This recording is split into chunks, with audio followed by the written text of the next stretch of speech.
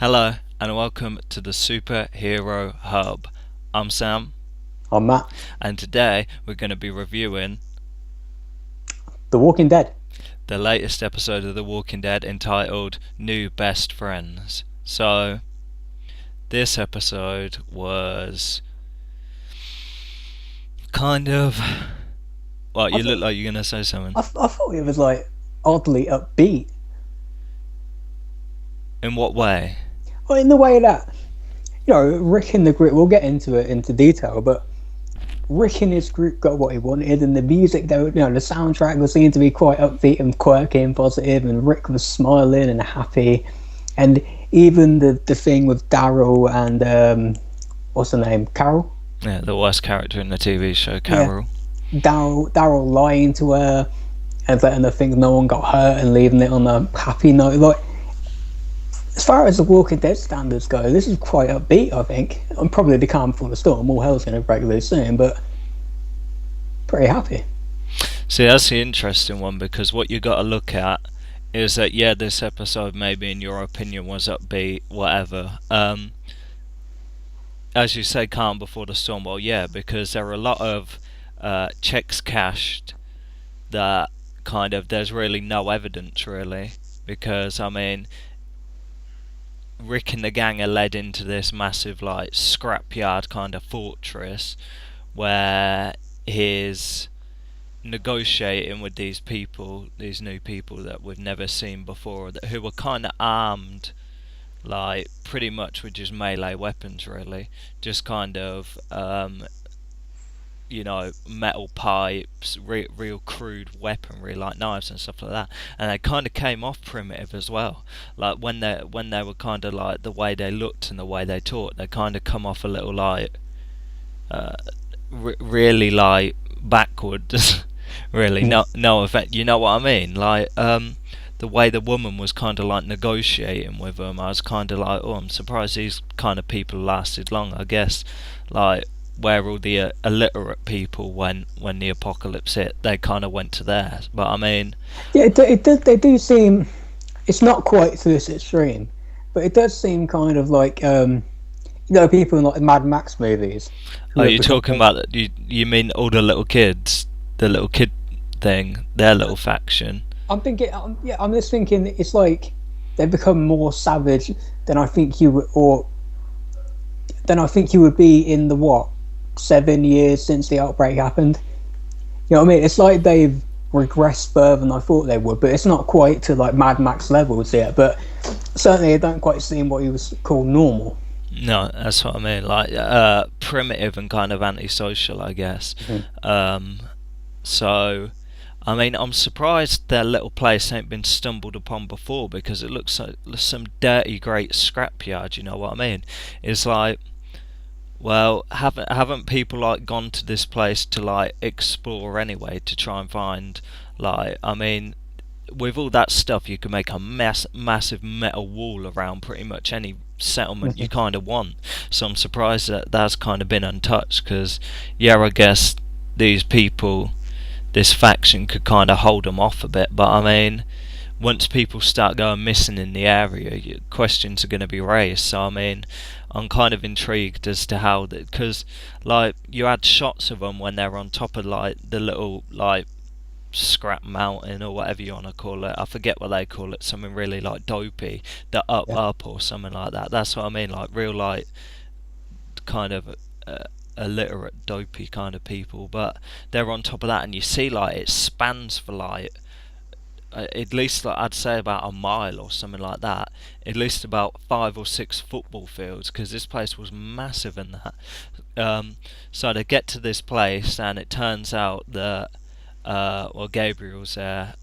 He was accosted while he's in the while he's in the pantry of Alexandria, because this is a hard one to work out. So, like in the mid-season finale, they go to this like there's a massive river with all zombies in it, and there's like a kind of floating house if you know what I mean, like a house out in the thing built onto like a raft, and there's tons of Oh, like equipment there. So they managed to get over that. Of the boat's like some crusty little boat which starts to sink. So they get over there, they get all the equipment, and then they bring it all back.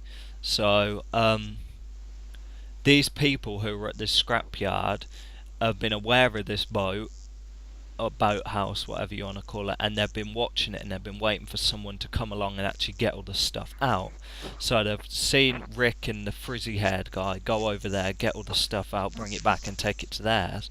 So what they were trying to say was that,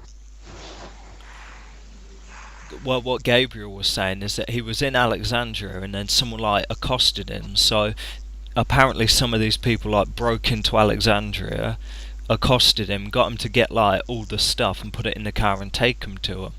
And I'm sitting here thinking, well, actually, now I think about it, it's like that's a bit brazen for these people. You know what I mean? Because they kind of seem like the kind of people to just kind of like really not interfere, because they said themselves that they don't like get involved and stuff like that. So for them to kind of get him, because he was on guard duty that night, he was the only one on guard, so like they managed to get him into the pantry and get him to bring all the stuff back. It's like that's a bit brazen for what I think. it is, but I think the fact that, like you say, he was on his own, that's why they did it.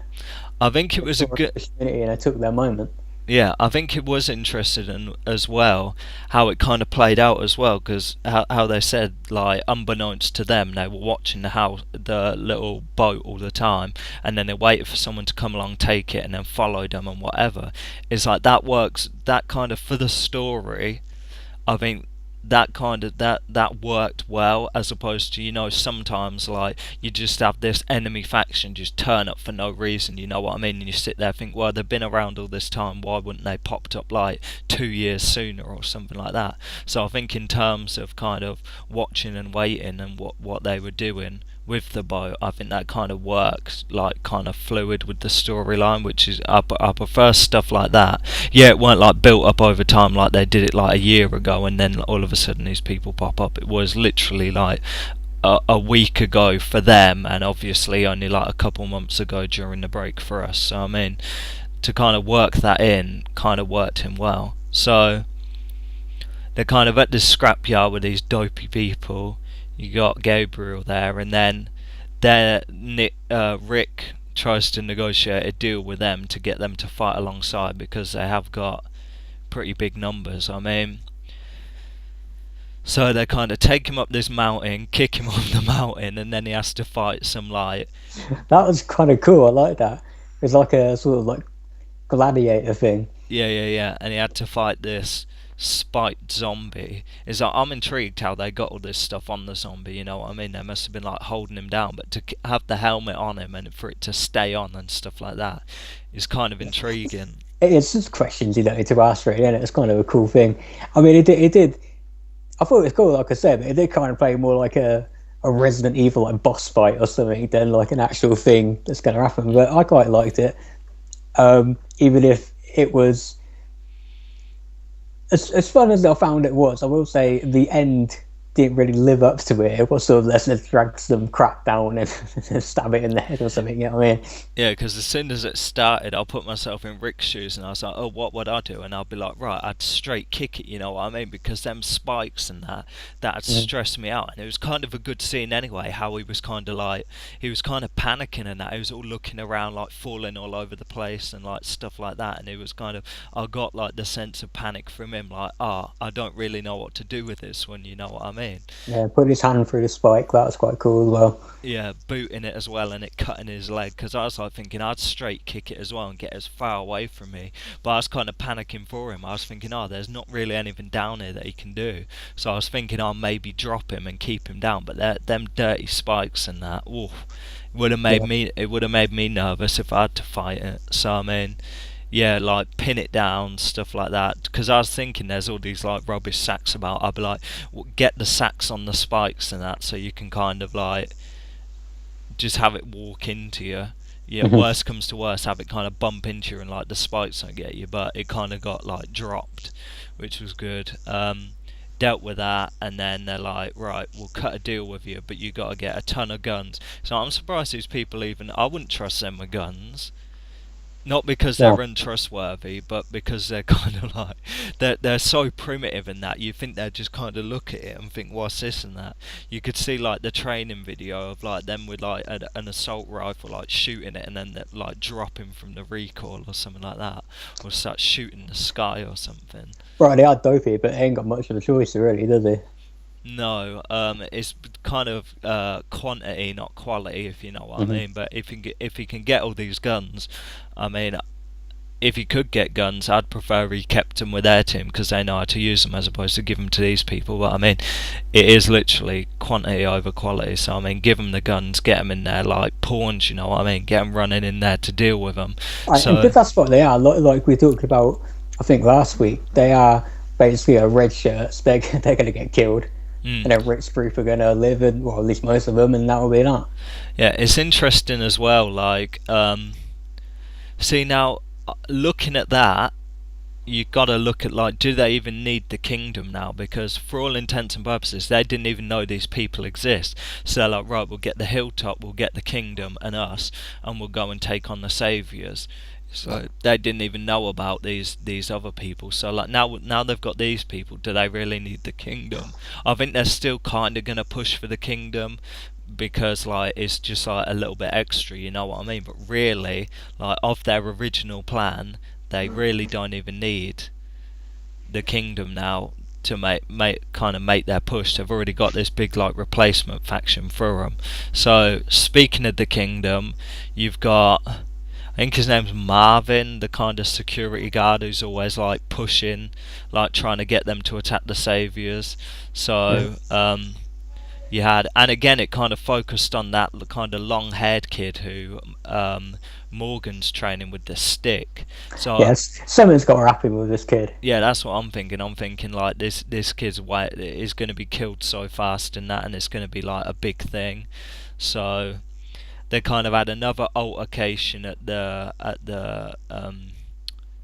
swap trading post or whatever you want to call it. They're kind of giving them a drop off, the saviors giving them their equipment and stuff, and between Marvin and that kind of waste man from the saviors with the long hair who's always provoking him, there's kind of another fight. Yeah, those two are doing my head in. Just let them kill each other. Yeah, that's what I mean. It's like it's annoying with the saviors as well because this long haired guy pretty much does like cause all this shit and that, and then it's like, yo, it's like the kingdom's problem. It's like, yo, calm down. So yeah, the other long haired kid who's being trained kind of focused a little on him. So the more I see him, the more I think, right, this kid's gonna get mullered.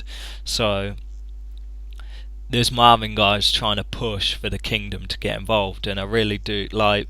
He was planning to use Carol as a scapegoat. He took Daryl.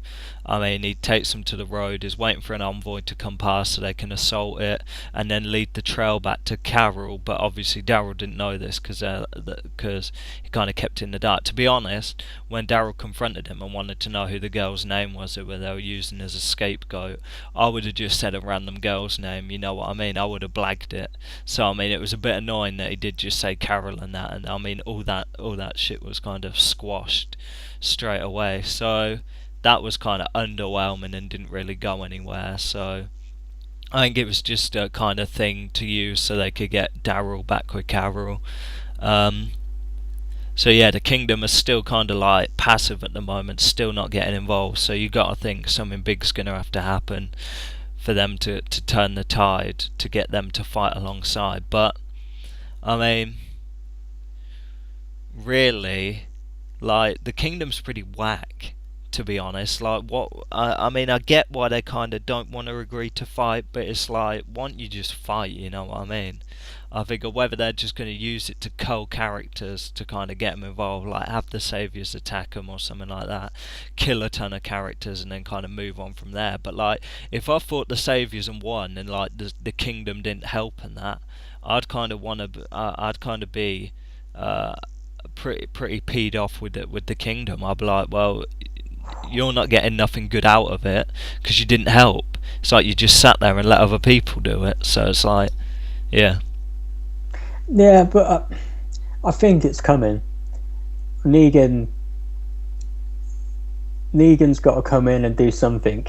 Yeah, because I mean, we haven't really for this kind of half of the season, we haven't seen anything from him. I No. mean, last time we see him, he gutted Austin, I think his name. No, I think that's his name in real life. Spencer.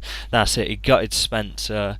They shot another one of the members of Alexandria. Then we haven't really went off, and then we haven't heard anything of him. So I figure next episode, I figure he's got to pop up because we've had 2 episodes without him. Obviously, you've got what's his name, Rick and the gang on their little on, Of all the people whose name you can forget.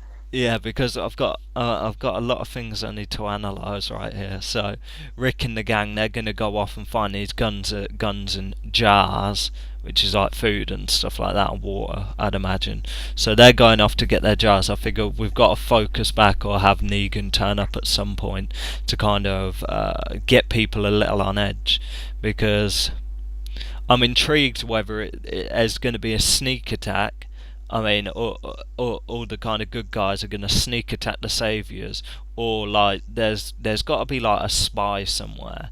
You know what I mean? I'm thinking is it all going to kind of they're going to turn up and like it's a trap or something like that, or like I figure. I don't really think it's going to be another sneak attack. I think like something's going to boil over and it's just going to be like all out like conflict. So Yeah, I would guess you were right about that kid. I think they're going to attack and Negan will probably kill him. Who is that girl with the cap? Rosita. Good God, is she like the new Andrea? Um, My God. I think she's because her like boyfriend and that Abraham, he got splattered by Negan. So I think she's just really angry anyway. She's kind because obviously she got cut by him last. She tried to shoot Negan when he came in last time, but the baseball bat caught the bullet. So yeah, that made him real angry, and he went mad on it because he loves that baseball bat. So he went mad on her and kind of cut her face with the knife down there. That's why she's got the scar. So she was annoyed at him before, and now she was super annoyed at him before. Now she's even more super annoyed. So she's So that's the thing, she's angry. yeah, really, really angry. I mean, Yeah. she looks hot. So I mean, angry hot girl. It's like, you know what I mean. It's not a bad thing, but I kind of get her thing as well because like to me, she's like kind of speeding up the plot. You know what I mean? She's saying what I'm thinking. It's like, come on, get on with it. You know what I mean? Stop standing about talking. Let's see some fighting. So that's endearing to me towards Yeah, but it's her. stupid though, isn't it? Yeah, but it's like, come on now. We've had a real slow season. We got all this kind of hype and stuff like that, but really it's kind of been like dwindling. I mean, this episode wasn't so bad. It wasn't so dragging. So I mean, after all that, obviously Rick cut the deal to get guns and jars to these people. He's on a limited schedule, so they've gone back to get healed, sorted out, and then they're going to go out and find these guns from somewhere. Now, I'm intrigued where they're going to get these guns from. One place they do is where Tara, the kind of dark-haired girl with the ponytail, kind of frumpy-looking chick, she went out on a kind of excursion. She ended up falling off a bridge and then getting swept away, and she woke up on like near the coast somewhere, and she was taken in by these people. Now there's a ton of people like living in the jungle or forest or whatever, and they had an ton of guns and stuff like that, and she managed to escape from them. They're kind of good people, but they've kind of got a tendency to kill people who turn up there or keep them there so they don't reveal their like hideout. So she managed to escape. Now I'm thinking, is she going to lead some sort of an excursion back to there to get their guns? Because really that's kind of the only place that does have a large amount of weaponry and stuff like that. Because I mean, it'd be interesting if they revisit that. Because I mean, are they really just going to wander about for a couple of episodes and then just stumble upon some sort of depository where there's a ton of guns? You know what I mean? So I'm interested in that. See, I'd be like to the Kingdom, fine, if you don't want to get involved, it's like, can we just borrow a ton of guns and stuff like that? Yeah, but they wouldn't do that. Yeah, but they don't really need them. You know what I Yeah, mean? but still, it's a principle. You're not going to weaken yourself. Yeah, but I think they're just being batty creases. So I mean, the other moving on from that, you got Carol and Daryl. Daryl. Yeah, back to I can't stand Carol. I think it annoys me when people are like, "Oh, I like Daryl." I like Carol. She's one of my favourite characters. She's the worst. She's really. I don't know why people think she's so great. She's literally a terrible character, like really bad. It's like I root for her to get killed off, so I just don't have to deal with her anymore. But she's so annoying. Why do you think she's so annoying? I just don't like her, and I don't know why. It's like I don't like her, and then when other people say, "Oh, she's a real great character. She's probably one of the best ones in the show," I'm sitting there thinking that's what annoys me even more. I think Carol is the kind of person you need. She's Why? gonna, because she's the one. And again, I haven't seen the show in the last couple of years, but for when I was watching the show, she's the one that would do the crap that no one else would have the balls to actually do. Yeah, I guess that in itself annoys me. Yeah, but she only does these things like once or twice and that, and it's Yeah, just but like, oh, it's just that's because that's when it's needed to be done. see, there's sort of justification in that. I just look, I It's don't the like. absolute justification. There's plenty of there was times in the show where if she hadn't done what she'd done, Rick and his whole group would have been screwed. Yeah, but off that basis, I think people think she is literally. People say she's like the best character in that, and she's by far not the best character. That's Yeah, debatable. she's done a couple things, and it's kind of annoying that this one person has to do all these things that no one else is prepared to do. It's like it kind of annoys me that all these characters ain't got the balls to do it anyway. Right, but It then annoys me the because issue it shouldn't, shows.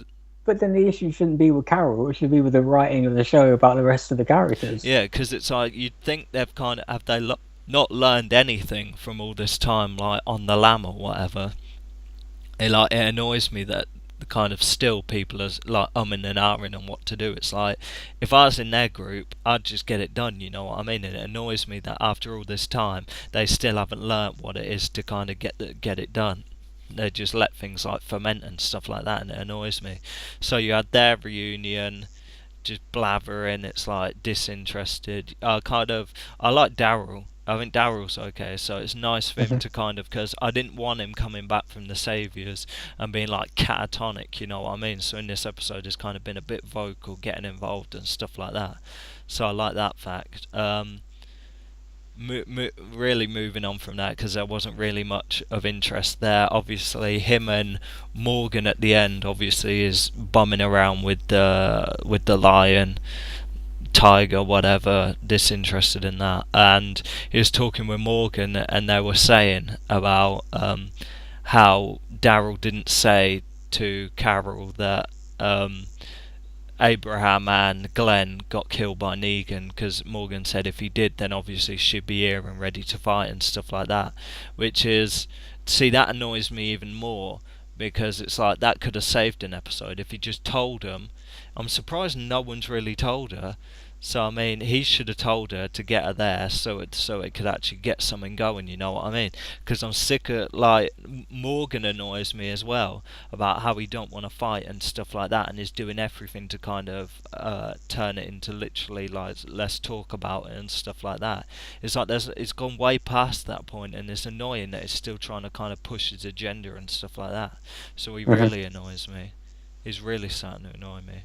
Um, Yeah, this whole pacifist thing's got to have a shelf life on a show like this, hasn't it? Yeah, it's like when it gets to kind of this point, this is where I think right, he needs to be killed.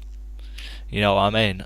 Mhm. I want it like Game of Thrones style. They need to start killing like main members. You know what I mean? He needs to go, and Carol needs to go.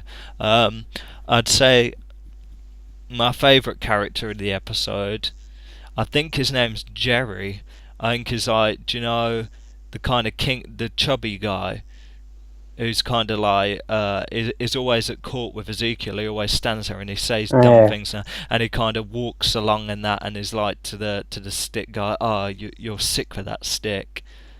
So yeah, he's my favourite character purely off that alone. I think Mul- he's I think he's gonna get killed because yeah. the kind of chubby ones always kind of do get killed. But Oh, I mean, well, for now, I mean, if he does get killed at some point in the next couple of episodes, I just want to state that he was my favourite character for at least one before he gets mullered.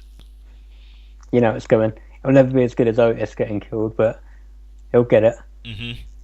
All right, then is that it? Any other plot points? You didn't have a favourite character? Rick, Okay then. which will tie into my score, I think. If you want to hit it, Here we go. Right, let's talk numbers. I'm going to give it an 8. I had a good time. I You think had a Negan. good time. Yeah, I think I like when the show occasionally has an upbeat episode.